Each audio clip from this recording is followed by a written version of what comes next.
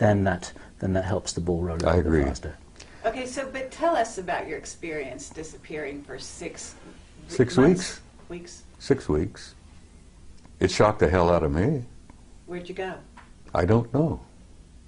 I don't know whether I was on their home planet or whether they'd taken me through a doorway, a portal, into another dimension.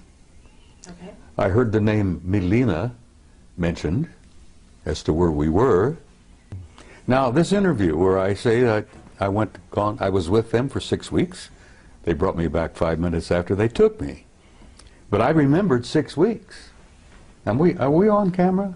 We're on camera. All right, well, look, people said, what did you eat? And I said, I asked for bacon and eggs. I had steaks, I had pork chops, just about anything I wanted, I got. I went to the bathroom, you know, my physical functions continued for 6 weeks. I literally lived 6 weeks with them. And you asked me where, and I can't tell you where. The name Melina came up. Now, I don't know whether that was a city, because it appeared to be a city of some kind, a community. There were libraries, there were audience halls, lecture halls. God, the libraries, you wouldn't believe. Was it a very advanced society? Oh my God. No, I asked about this. I never saw a fire department, a fire truck. I never saw a cop. I got the impression there was no such thing as a police department. And the people that I was introduced to, people I got to see in 6 weeks, were very human. Look, you know, just like we do. But there was something about them that was totally different. They had an air of peacefulness. They had an air of incredible knowledge. What did you do during that time? Why did they take you? Ask questions and was shown things. As I said, the things that impressed me the most were the libraries, the records. You would call them Akashic records, I guess. I was told that in this one facility that every event in the history of the universe was there to be retrieved at will, if you wish. You could bring down, download literally, ancient Greece, the pyramids, the ancient Sumer, the first Anunnaki visit to planet Earth 200,000 years ago. It was all there. The life of every human that had ever lived on this planet was all there in that library. Now, can you imagine the computer technology that would allow that where you can retrieve it at a poke of a button, and there it is. You get a wide screen, and you can literally almost relive it. The history of the human race was there. So you had the experience that Billy Doo had? I was shocked. Bill, I damn near died. It was not what they were sharing with me and what they were showing me. It was the shock of coming back. Now, it's very close to when people have a near-death experience and they go over and they look around and they see the reality that they're literally a part of, that they were part of before they incarnated here. They'll be a part of it when they depart from here. But when you see that, I don't think most of the people I've talked to who've experimented with near-death experiences, very few people want to come back. Some people have begged to stay there. Yep. Now, the shock is coming back and comparing what I had seen with what I've got here. Yep. Now, I've got a body that's beginning to fall apart on me. It's not a lot of fun. It's painful. I look around and I see the heartbreak, you know. Not only do I see the war, I have the grandson who's dying from wounds he received in Iraq. I'm growing older. I'm losing all my old friends. They're going home. Wendell was happy to leave. I won't say that tomorrow night in the ceremony involving him, but he was ready. He told me a year ago, Bob, I'm tired. I want to go home. And he knew where home was. But the shock, the psychic shock that I have experienced, and I told you on that, spoke yesterday, why I use the story of Billy Doo, because literally it happened to me. The psychic shock of seeing what I saw and being exposed to what I had been exposed to and coming back here. It damn near devastated me. You're saying recently it devastated you, or are you talking about your original exposure? The whole thing, honey, has devastated me. I've been through 3 wars. It's also enlightened you. You know, it's Oh yeah, also made I you think a that lot was the purpose of wiser. taking me. Yes. Yeah, they shook me up, physically and spiritually. There's a book called Don't Fear to Kill a Dead Man. That's the title. So what? Never fear to kill a dead man. Huh. You know, humans, before you're awakened, for all intents and purposes, You're asleep. you're asleep. Hmm. Well, It's I've a been form of asleep. death. I've been asleep. So You know, it is I a had three. shock to I've had wake 3 up. marriages. I fought in 3 wars. I've had 3 careers, and I jokingly say, make that 4 wars after looking at my 2nd marriage. Anyhow, the What shock year of coming back and What year was this, Bob? What year did it happen? oh God, it was somewhere around.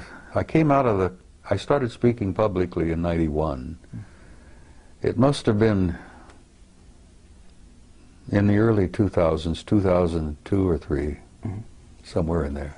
You mean that's the year when you had this experience you're talking about, where you I was gone for 6 you were weeks. gone for 6 Then I find out I was only gone from here for 5 minutes.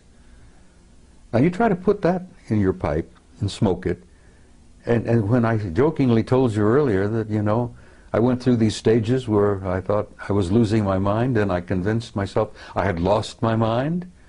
And now I'm at stage 3 where the rest of the world is nuts and I'm the only sane person there is, other than you nice people here, you see. Thank you. Yes. Yeah, but that is somewhere in the No, I think that we're all in 2003 or that place. 2004. You know. at No, some we're not point. all in that place. Yes, 90% of the world is still in dreamland. I mean people like us, people that have been through experiences like this.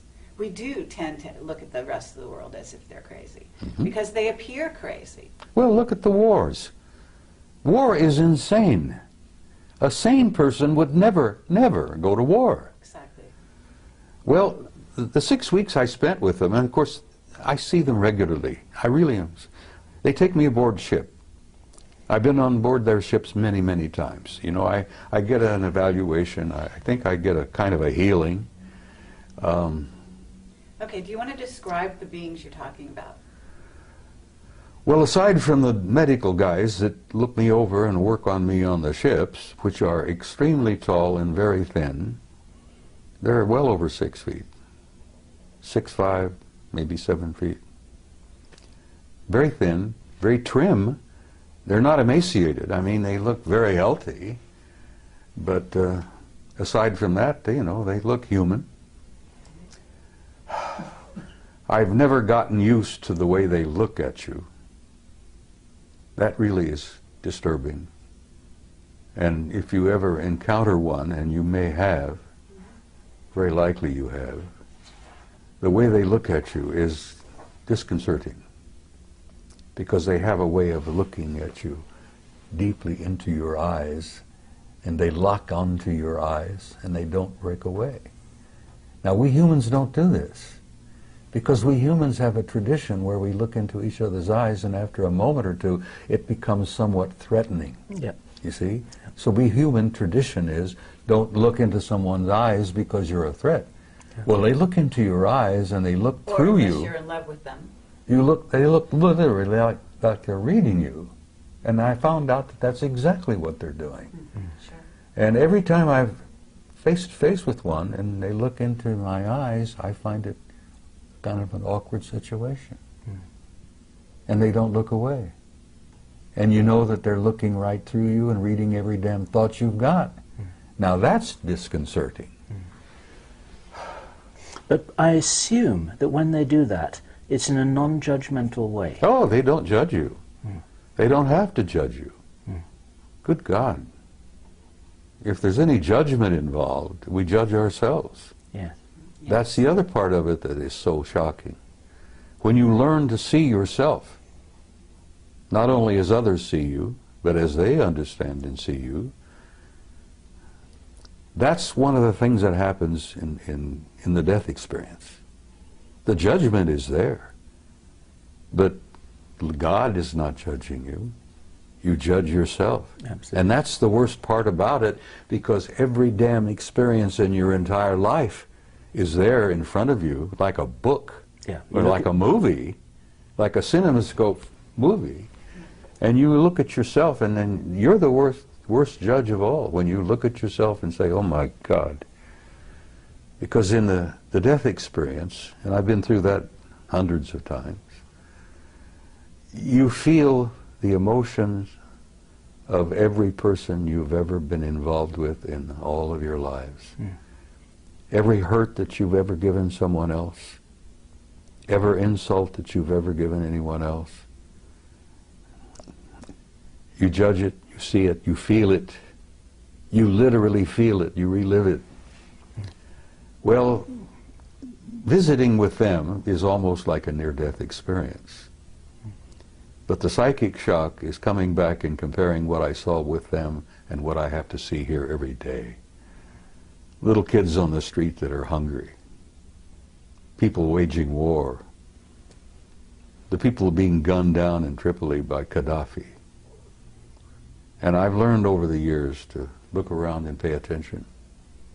I don't miss very much. I've trained myself. And when you see that and you feel it, and it breaks your heart to see that and to feel that. And then you understand, I think, why I want to go home and where I'm tired.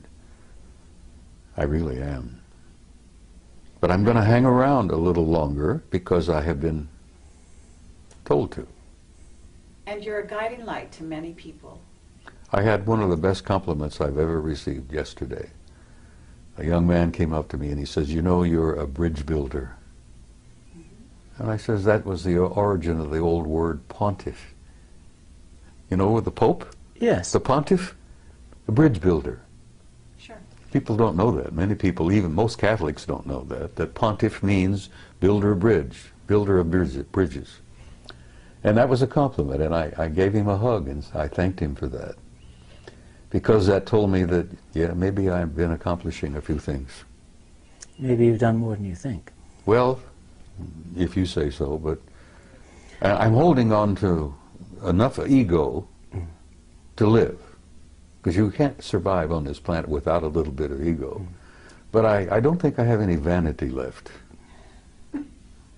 Well, for every person who comes up to you in person to give you a compliment, there are 1,000 or 10,000 who don't, and who feel the same thing and they never communicate to you. This is what we've discovered. Thanks to you two guys. As I said, you turned me into a damn celebrity and I didn't want to be. All we did was take a camera and point it at you. And the rest is history, as they say. Some of the vegetarians who are watching this, perhaps, will say, shame on him. Bacon and eggs, ham, pork chops, and all that. It's been my life, for God's sake, you know. Well, they fed me bacon and eggs, ham, pork chops, steak, anything I wanted. And people have said, when I've shared this with a few, were you perhaps eating vegetarian and didn't know it? Maybe they made you think you were eating steak. And I said, well, maybe they did, but it sure as hell tasted good. Tasted like a good T-bone to me. And the bacon and eggs were superb. Well, what did they eat? Well, I'll be frank with you, I don't know. I never watched them eat. They never ate in front of me. But they sure as hell looked healthy. So not any of them had missed many meals. Did this experience only happen once, Bob? That experience, being gone 6 weeks and taken there wherever I was, as I told you, I didn't know whether I was in a city, on another planet, or wherever. Maybe I didn't slip through a portal into another dimension.